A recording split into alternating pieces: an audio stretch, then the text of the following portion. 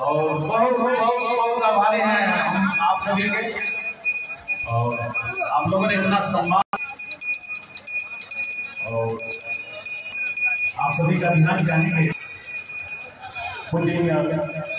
आदरणीय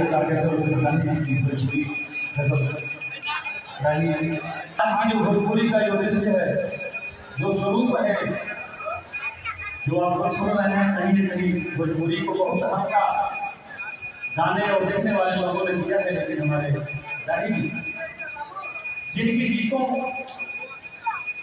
सराहा है साहित्य जगत के समालोचन नामों से, जो साहित्य के केवल अब तक कभी मानने का काम करते हैं, उन्होंने दादी को लिखा है।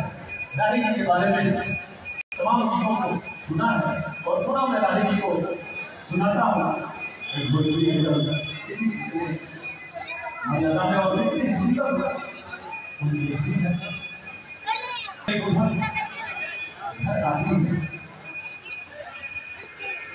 का भाव है, परिवार बनने में बहुत बदलाव होता है इस जगत की शुरुआत में।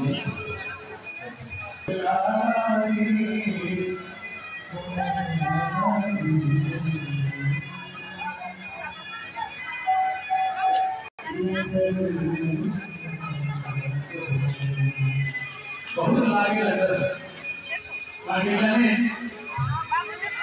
बहुत लगे वो घटे